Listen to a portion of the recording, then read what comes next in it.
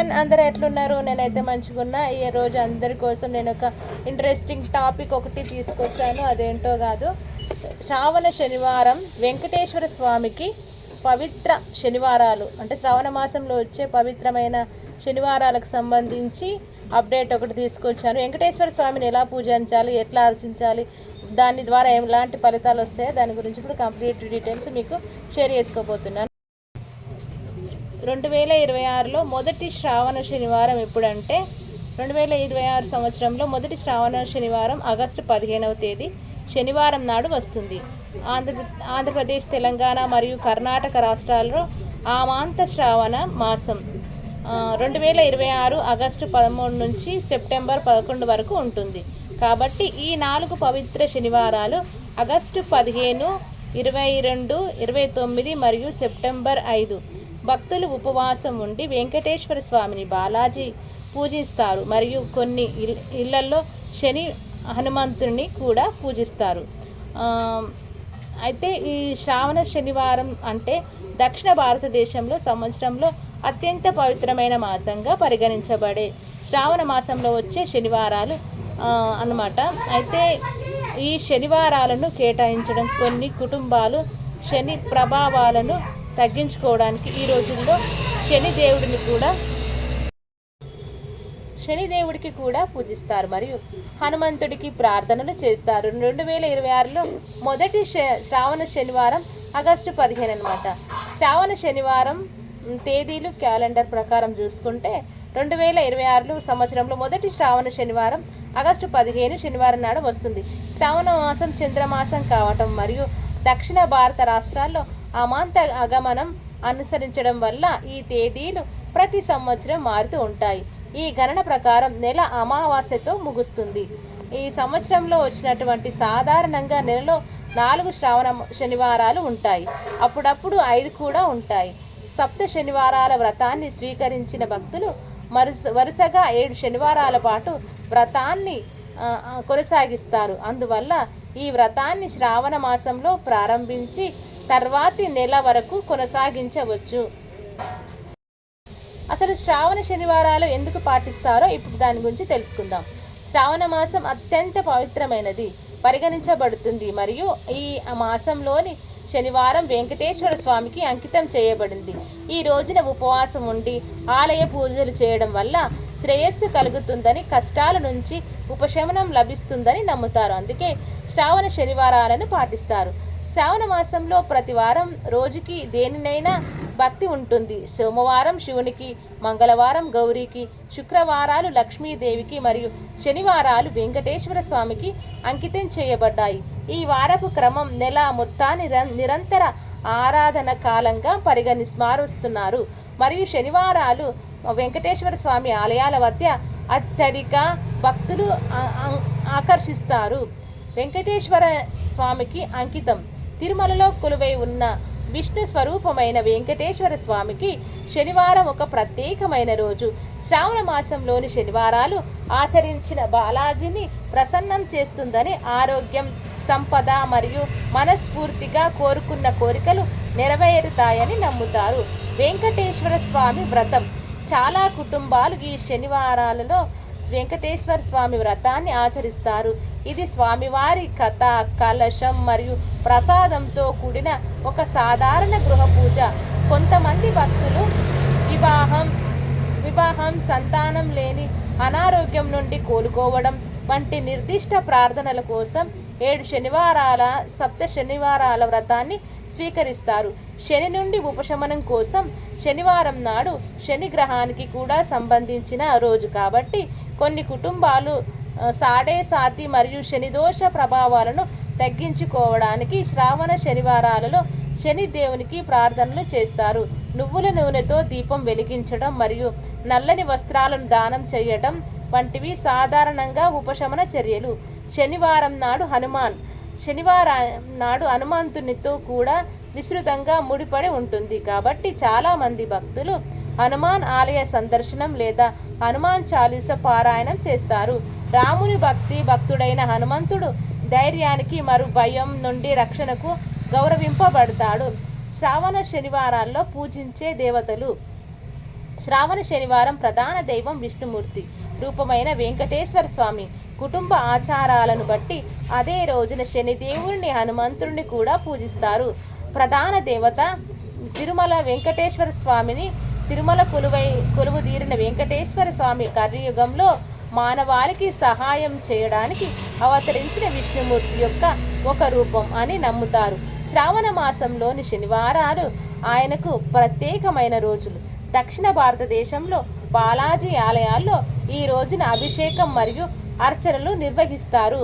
ఈ కొన్ని సంప్రదాయమైనటువంటి పూజల గురించి తెలుసుకుందాం. శని గ్రహానికి అధిపతి అయిన శని కర్మ క్రమశిక్షణ మరియు న్యాయమైన ప్రతిఫలాన్ని పాలిస్తాడు.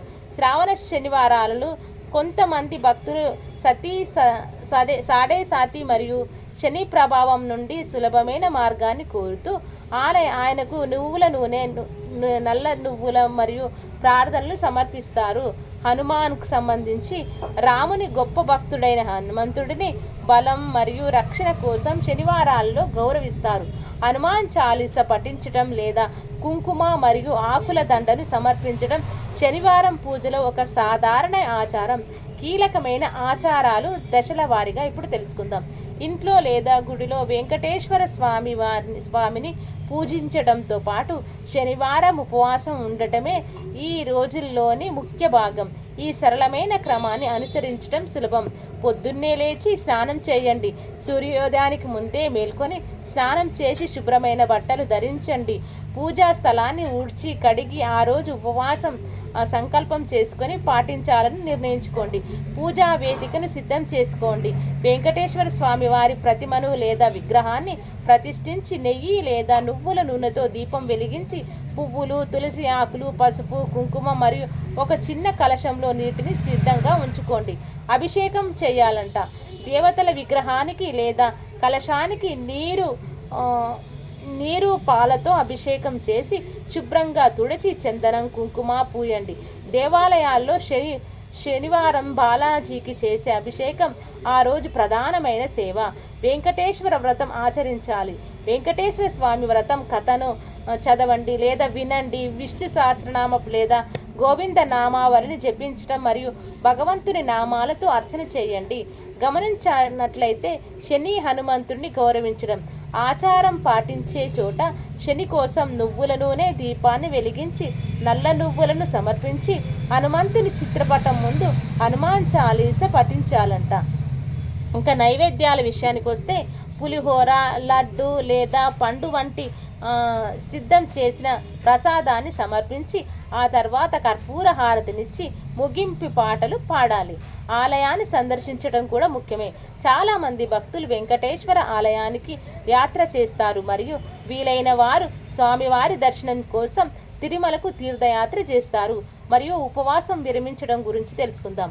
సూర్యాస్తమయం తర్వాత లేదా సాయంకాలం పూజ అనంతరం ప్రసాదం పంచిపెట్టి సమర్పించిన అన్నదానాన్ని కుటుంబ సభ్యులతో, సందర్శకులతో పంచుకొని ఉపవాసం విరమించడం.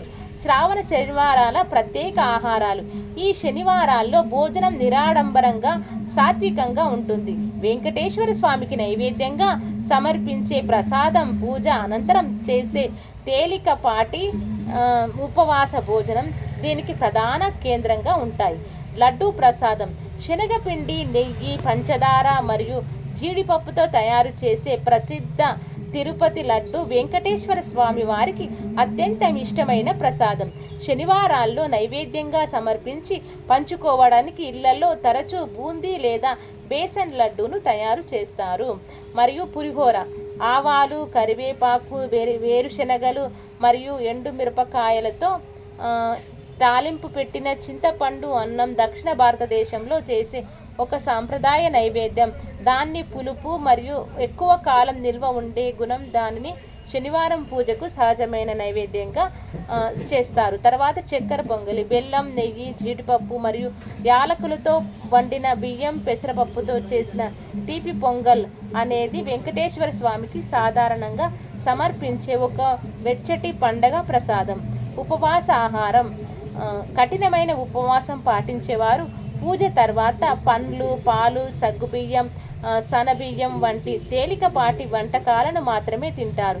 ఉల్లిపాయ, వెల్లుల్లి, ధాన్యాలను సాధారణంగా ఆ రోజుకు పక్కన పెడతారు. శ్రావణ శనివారాన్ని ఎక్కడ ఆచరిస్తారు? వెంకటేశ్వర స్వామి పట్ల ప్రగాఢ భక్తి,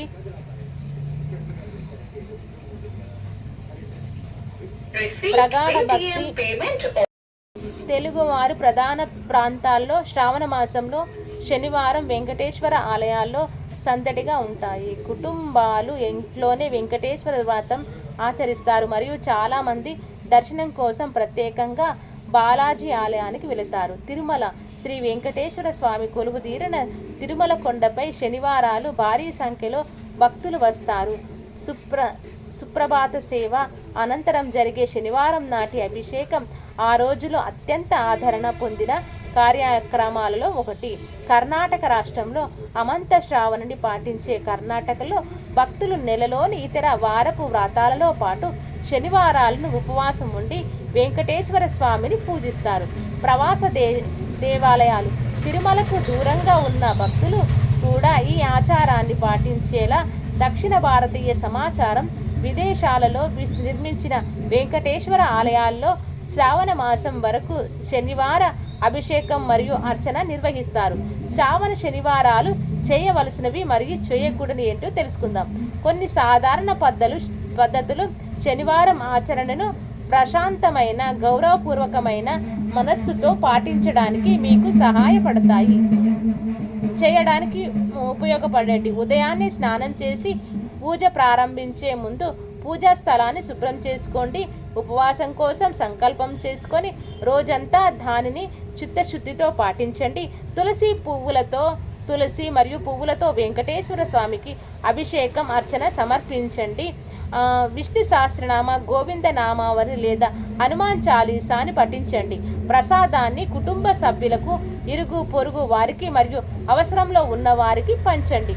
వీటిని నివారించాలి అంటే శనివార వ్రతాన్ని ఆచరించే వాళ్ళు శనివారం చేయకూడని కొన్ని నియమాలు ఉన్నాయి. అవి అంటే ఇప్పుడు తెలుసుకుందాం. ఆ రోజు మాంసాహారం, ఉల్లిపాయ, వెల్లుల్లి తినడం మానుకోండి. పూజను విడిచిపెట్టి కేవలం నిబంధనల ప్రకారం ఉపవాసం ఉండవద్దు. పూజే దాని సారం. మద్యం, పొగాకు మరియు మనస్సును కలవరపరిచే గొడవలకు దూరంగా ఉండండి. పిల్లలు, వృద్ధులు లేదా అనారోగ్యంతో ఉన్న వారిపై కఠినమైన నీరు లేని ఉపవాసాన్ని బలవంతం చేయవద్దు. తేదీలను ఊహించడం మానుకోండి. మీ ప్రాంతానికి చెందిన విశ్వసనీయమైన పంచాంగాన్ని అనుసరించండి. సో ఇదండి మనం శ్రావణ మాసంలో శ్రీ వెంకటేశ్వర స్వామి వారికి 4 శనివారాలు వస్తున్నాయి. ఆ 4 శనివారాల్లో ఎలాంటి పూజ చేసుకోవాలి, వెంకటేశ్వర స్వామిని ఎట్లా అర్చించుకోవాలి అందరికీ తెలుసు. ఈ శ్రావణ మాసం అంటే లక్ష్మీదేవికి మాత్రమే ప్రీతికరం అని, కానీ శ్రీ వెంకటేశ్వర స్వామికి కూడా అంతే ప్రీతికరమైన మాసం కాబట్టి శ్రావణ శనివారాల్లో 7 శనివారాల వ్రతాన్ని ఆచరించి మంచి ఫలితాలు పొందాలని చెప్పి నేనైతే మనస్ఫూర్తిగా కోరుకుంటూ అందరికీ నాకు తెలిసినంత వరకు నేను మీకు అందరికీ ఎక్స్ప్లెయిన్ చేయడం అయితే జరిగింది. Thank you so much. మన వీడియోని ఇలాగే చూస్తూ ఉండండి. మంచి కంటెంట్తో మీ ముందుకు ఇలాగే వస్తుంటాను. మీకు ఎలాంటి టాపిక్ మీద మాట్లాడాలో చెప్పండి, దాని గురించి నేను ఖచ్చితంగా మీకు షేర్ చేసుకోవడానికి వస్తుంటాను. Thank you so much everyone. Please like చేయండి, షేర్ చేయండి, సబ్స్క్రైబ్ చేయడం మాత్రం మర్చిపోకండి. Thank you so much.